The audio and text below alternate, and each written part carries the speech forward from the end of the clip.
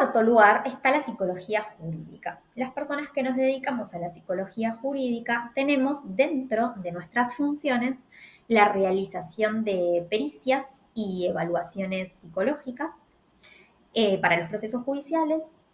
Esto quiere decir que de repente hay un juicio, ¿sí? Y una persona dice que tuvo en un accidente daño psicológico y nosotros evaluamos qué pasó, ¿sí? Si esa persona tiene daño psicológico y cuál es el nivel de daño. También puede haber un juicio donde hay que determinar si un criminal tiene características psicológicas que apoyen la hipótesis de que cometió ese crimen. O se puede hacer una evaluación a la víctima, ¿sí? Para ver si lo que está diciendo eh, coincide, ¿sí? Con su malestar psicológico actual. ¿Sí? Eso es todo lo que tiene que ver con el mundo de las pericias. Pero, por otro lado, los psicólogos y las personas que hacen pericias van a trabajar en el poder judicial, ¿sí? Pero, por otro lado, los psicólogos jurídicos podemos trabajar en instituciones penitenciarias, ¿sí? Para adultos o para jóvenes o para menores, institutos de menores, en donde ahí lo que vamos a hacer es confeccionar un perfil criminológico de la persona que recibimos, ¿sí? De la persona privada de la libertad, ¿sí? Le vamos a hacer una entrevista y vamos a hacer un perfil y a partir de ese perfil vamos a diseñar un tratamiento, ¿sí? De rehabilitación o de reinserción para esa persona.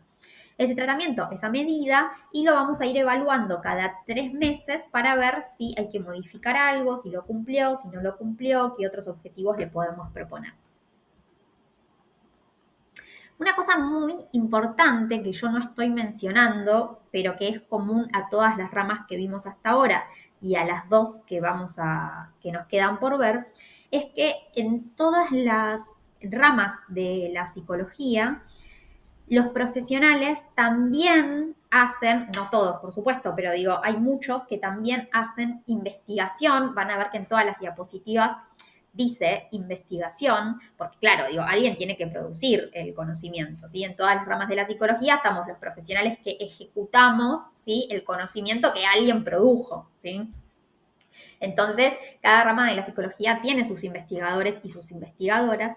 Y también la docencia, que por supuesto no es que uno se recibe de la facultad y es docente, hay que hacer el profesorado antes, pero para formar a nuevos profesionales en cada una de las ramas, ¿sí? También hay docentes. Que también hay gente que hace docencia, investigación y la clínica y la práctica de esa rama de la psicología. Hay gente que hace solo investigación, hay gente que hace investigación y docencia, bla, ¿sí? Pero bueno, en todas las ramas de la psicología no solamente están los profesionales que ejecutan las intervenciones, sino también hay personas que hacen investigación y docencia de esta rama. En quinto lugar tenemos la psicología organizacional o la psicología del trabajo. A mí me gusta decirle psicología organizacional porque tiene mucho más que ver, abarca mucho más que solo a gente trabajando. Pero bueno, las personas que se dedican a la psicología del trabajo o a la psicología organizacional, lo que hacen, ¿sí? Concretamente en sus trabajos, puede ser selección de personal, ¿sí? Si en algún momento conocieron a alguien que tuvo una entrevista laboral, probablemente haya habido una persona que sea un psicólogo o una psicóloga organizacional haciendo esa entrevista. Hacen las evaluaciones de desempeño, ¿sí? De las personas que forman parte de determinada organización. Generalmente los conocemos también como recursos humanos, que no significa que en recursos humanos solo trabajen psicólogos, hay muchos otros profesionales que trabajan en las áreas de recursos humanos, pero los psicólogos organizacionales o del trabajo pueden trabajar en equipos de recursos humanos. Para esto, ¿no? Selección de personal, evaluación de desempeño, diseño de estrategias específicas para objetivos específicos que tenga esa organización, ¿sí? Como por ejemplo, no sé, necesito generar mejor clima laboral entre mis empleados, necesito que trabajen mejor en equipo, necesito aumentar su motivación para cumplir con tal objetivo, ¿sí? Los psicólogos y las psicólogas organizacionales lo que van a hacer es conocer un poco algo del contexto y de las personas que están formando parte de ese equipo para diseñar estrategias eficientes de, bueno, si hacemos esto, esto y esto, quizás este equipo pueda responder mejor en función de X problemática que esté sucediendo. También a veces tenemos que intervenir en conflicto entre pares, ¿sí? Como, bueno, un jefe se lleva mal con una empleada o dos empleadas se llevan mal y yo necesito que trabajen juntas. Entonces, ahí hay algo más de lo interpersonal y de el uno a uno.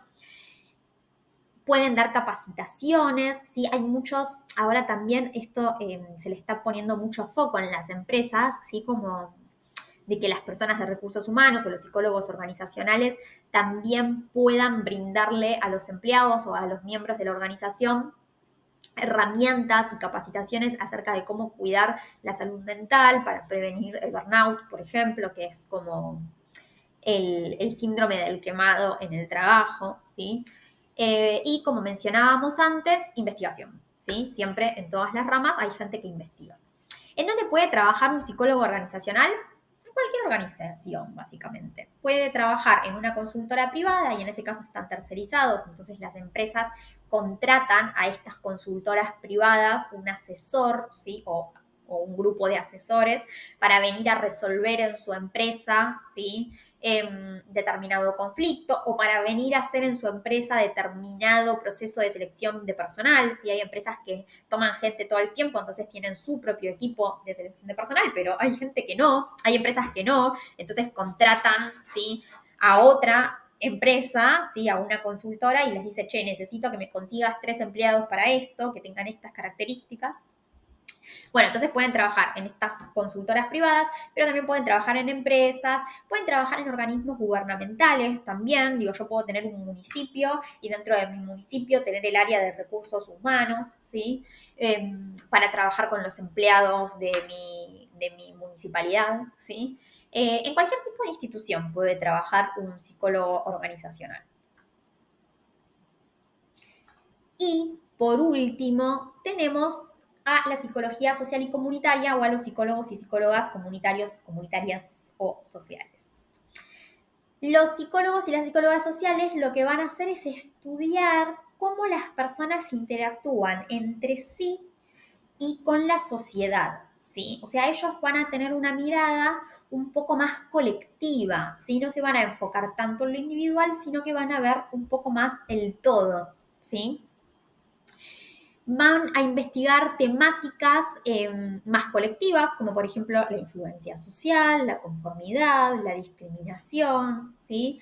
Y van a trabajar en intervenciones, ¿sí?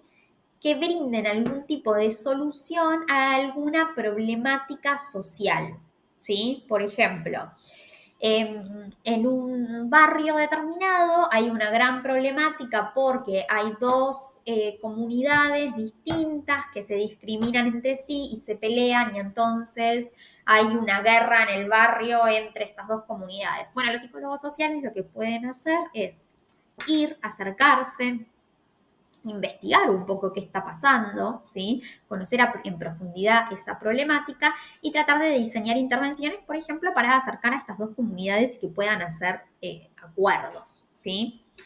Es un ejemplo, pero para que vean cómo no trabajan en lo particular, sino que trabajan más a nivel colectivo. Los psicólogos organizacionales también, ¿sí? Pero acá tiene más que ver con cuestiones sociales, ¿sí? No tan organizacionales, ¿se entiende? O sea, el contexto acá va a ser más lo social.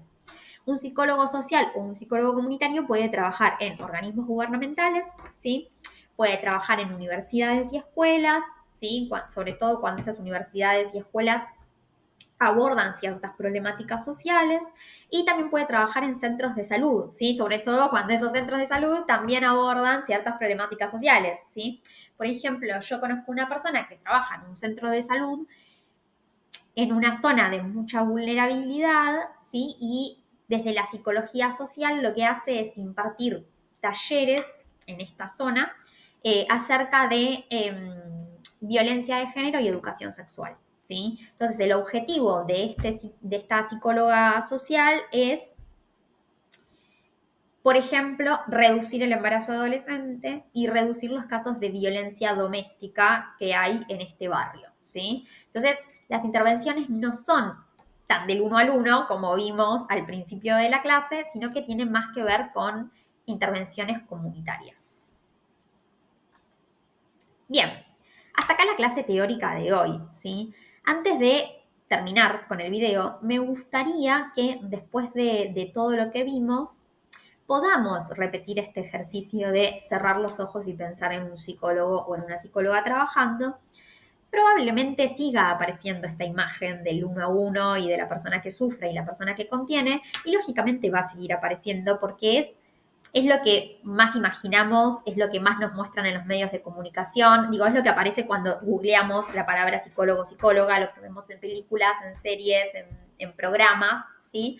Eh, y no va a cambiar con 20 minutos de ver otros panoramas, pero sí me gustaría que podamos hacer conscientemente el ejercicio de imaginar a un psicólogo o una psicóloga haciendo cualquiera de estas cosas que vimos, ¿sí? Que no tienen que ver con la psicología clínica, para ir flexibilizando también la mirada del psicólogo y la psicóloga, porque a lo largo del año vamos a ver justamente muchas teorías que tienen que ver con la psicología clínica, pero también muchas teorías que no, ¿sí? Que no tienen que ver con el acompañamiento individual de alguien que sufre, sino que tienen que ver con otras cosas que estuvimos viendo a lo largo de esta clase. Así que bueno, les mando un saludo enorme y nos vemos en la clase que viene. Adiós.